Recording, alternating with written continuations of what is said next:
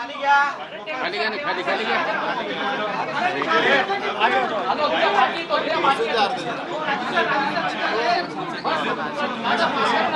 आहे का?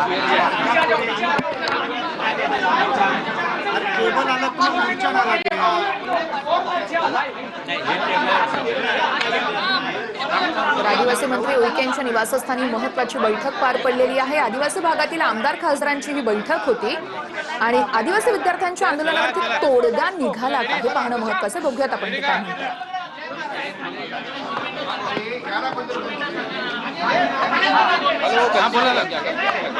एक मिनिट शांत शांत. रेडी का? रेडी का रे? हा सर बोला सर. हा बोला बोला बोला बोला बोला.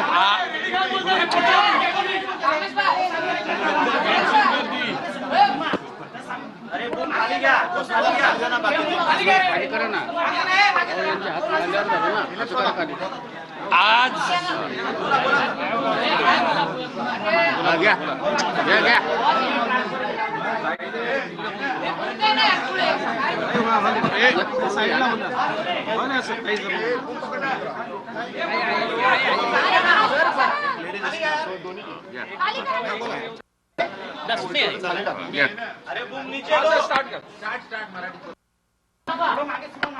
महाराष्ट्रातील सर्वपक्षीय आदिवासी आमदार खासदार यांच्यासोबत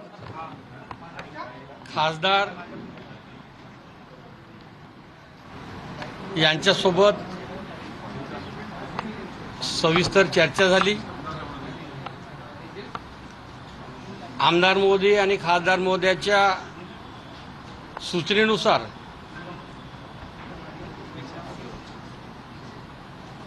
आदिवासी विकास विभागाच्या अंतर्गत शासकीय वसतिगृहामध्ये प्रवेशाकरिता असलेली वयाची अट जी आहे, वयोमर्यादा आहे, दिनांक 14 ऑगस्ट 2026 शासन निर्णयाच्या अधीन राहून वयोमर्यादा 30 होती. त्या वयोमर्यादाला सर्व आमदार खासदार यांच्या सूचनेनुसार चर्चेनुसार स्थगिती देण्यात आलेली आहे. त्यामध्ये प्रवेशासाठी कोणाचीही वयाची अट राहणार नाही. अतिशय महत्त्वाचा विषय होता, हाच गांभीर्याने घ्यायचा होता. याकरिताच आमच्या सर्व आमदार खासदार यांच्याशी चर्चा झाली आणि येणाऱ्या काळामध्ये आदिवासी विकास विभागाअंतर्गत शासकीय वसतिगृहामध्ये प्रवेश घेणाऱ्या विद्यार्थ्यांसाठी प्रवेश घेण्यासाठी त्यांना वयाची अट राहणार नाही. ती अट रद्द केली, शिथिल करण्यात आली. एवढ्याच प्रकारचा विषय. सर हिंदी में पहले हिंदी मध्ये आदिवासी विकास विभाग की ओर से सर मराठी सवाल घ्या. आदिवासी विकास विभाग की ओर से हॉस्टल में प्रवेश लेने के लिए 14 अगस्त 2026 को प्रवेश लेने के लिए जो आचार संहिता बनाने का जो JR निकला था, प्रवेश की मर्यादा 30 उम्र थी, वो शिथिल कर दी. अभी कोई अट रहेंगे नहीं वयों की. ये हम सब मिलके निर्णय ले लिए. राहुल गांधी इन्होंने कहा है कि कई विद्यार्थियों को जो है प्रेगनेंसी टेस्ट तक देनी पड़ती है. इस तरीके की जो बात है. बहन जी ये विषय हमारे इसमें नहीं होता है. कृपया करके ये सब्जेक्ट में, क्योंकि हमारी बहना है, हमारे बच्चे हैं, ये बारे में नहीं बोलना चाहिए. ये मेरी राहुल गांधी ने ट्वीट करके कहा इसी तरह से सवाल उठाया है। मारुतराव कोआटे का मुद्दा छोड़कर ये जो JR निकला वो JR में वो नहीं है, इसलिए मेरी विनंती है, हमारी बच्चियां हैं, हमारे बहना है, वो बारे में आप मत चर्चा करिए, यही विनंती है।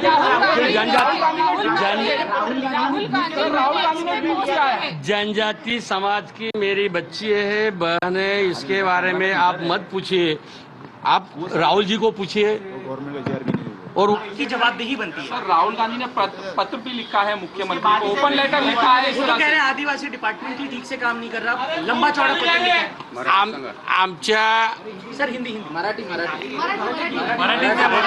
आमचे महाराष्ट्राचे नेते आणि मुख्यमंत्री आदरणीय देवेंद्रजी फडणवीस यांच्याकरिता राहुलजीने जे पत्र लिहिलं त्या पत्राच्या अनुषंगाने आज मी राहुलजींना जी माहिती अद्ययावत देणं अपेक्षित होतं, आवश्यक होतं, परंतु राहुलजींना अद्ययावत माहिती न दिल्यामुळे गडचिरोली येथे साप चावल्यामुळे 3 मुली आमच्या दगावल्या, मरण पावल्या, 3 मुली दवाखान्यात भरती होत्या।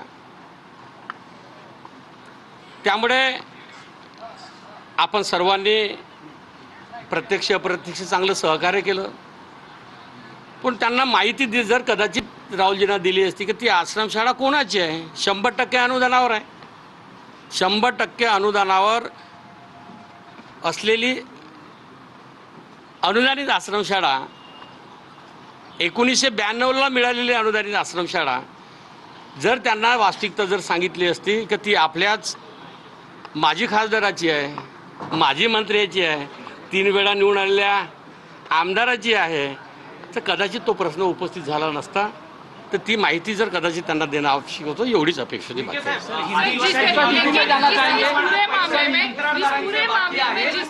आदिवासी विभागाचे कामं झालेल्या कामांचे पैसे कंत्राटदारांचे बाकी आहेत, या संदर्भात कंत्राटदारांनी आरोप केला है आपल्यावरती, ये पैसे आदिवासी विभागाचे आम्हाला दिले क्या जात आपको नाहीये। लगता है राहुल गांधी इन्होंने जिस तरीके से ये पत्र लिखा है इसमें उनको जो इन्फॉर्मेशन दी गई वो कहीं पे गलत? उइके साहेब आदिवासी विभागाचे जे पैसे बाकी आहेत त्या संदर्भात कंत्राटदारांनी आरोप केलेत आपल्यावर। आपण फक्त एवढीच अपेक्षा आहे, पुणे इथं झालेल्या कार्यक्रमाच्या अधीन राहून राहुलजींना आमच्या मुलींनी जे संवाद केला, चर्चा केली, ती माहिती थोडी अपूर्ण होती, त्यामुळे कदाचित राहुलजी तसे बोलले असेल।